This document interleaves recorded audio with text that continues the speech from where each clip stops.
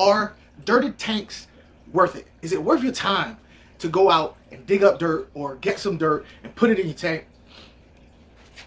Right? With this dude right here, this dude right here, this dude right here. You will not be able to stay home, brother. First of all, fish keeping is for everyone. You can believe that. You will not be able to plug in, turn on, and cop out. You got questions? I got answers. The first revolution is when you change your mind about how you look at things. None of this stuff is really all that hard. And see that there may be another way to look at it that you have not been shown. You just haven't heard it like I worded yet.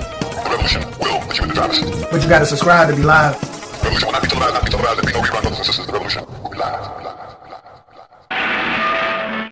Yo, what is up, all you Stone Cold, Illmatic, Superfly, King Kongs of aquariums? You watching Aquafunk Aquatics with this dude right here, Aquafunk.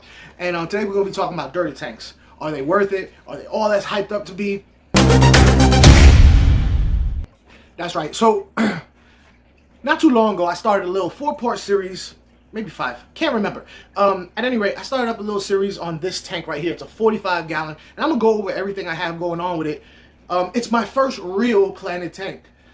I've had plants in tanks before, but they were more of an afterthought. This right here was very intentional. I did my research. I did my question asking from people who know more than me.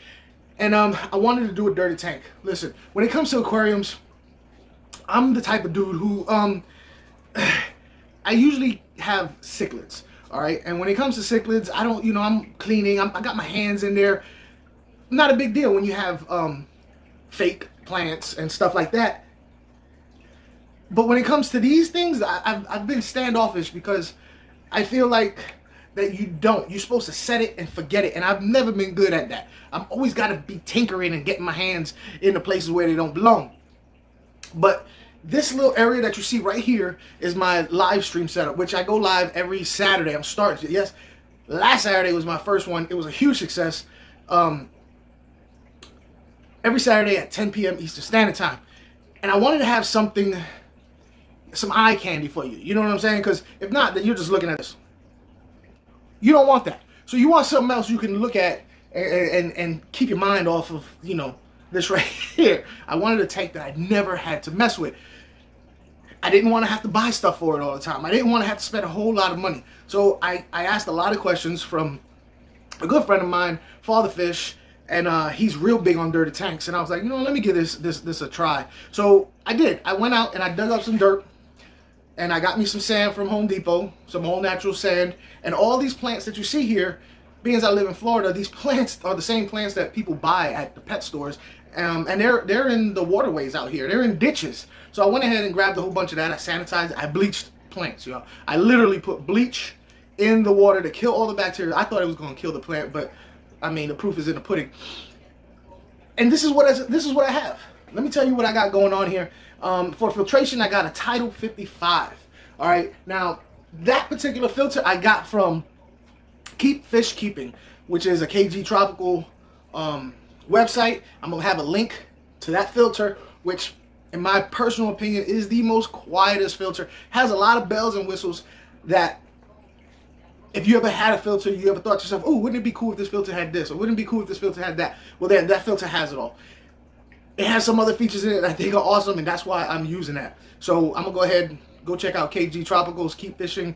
It's hard to say. I don't know why.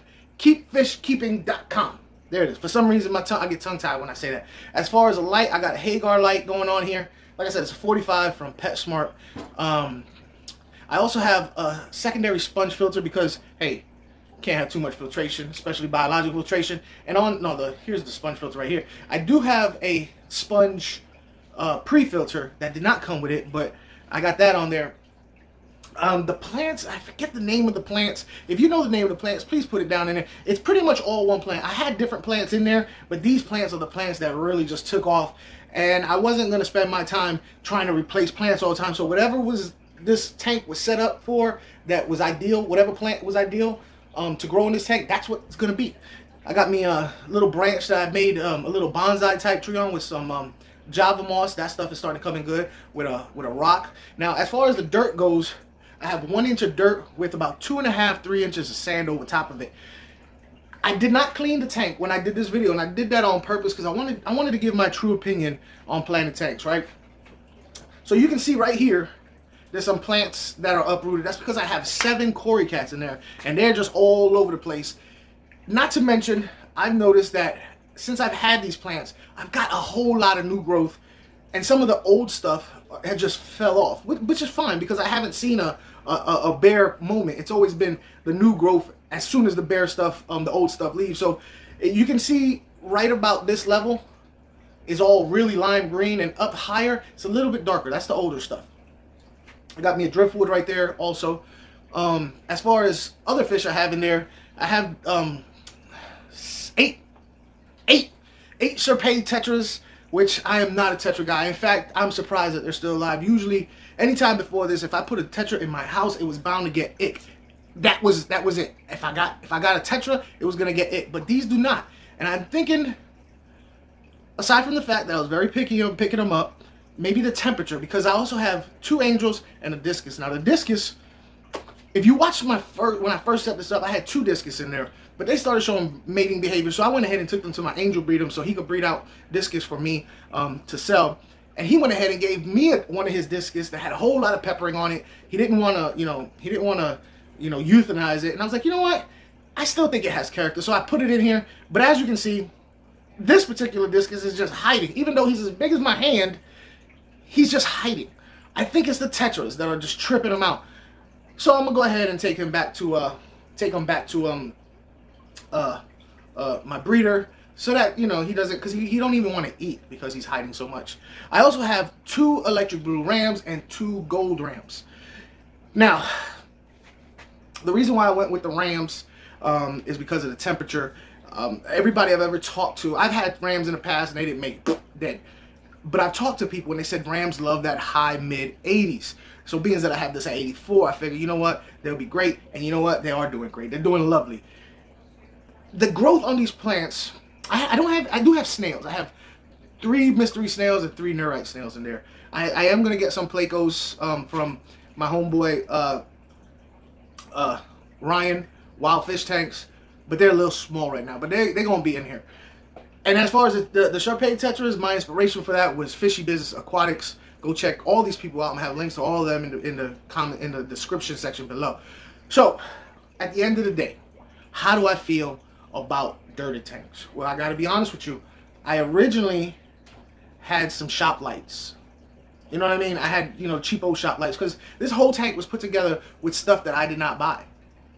The filter, that was through a sponsor video that KG Tropicals, FISHKEEPING.com sent over.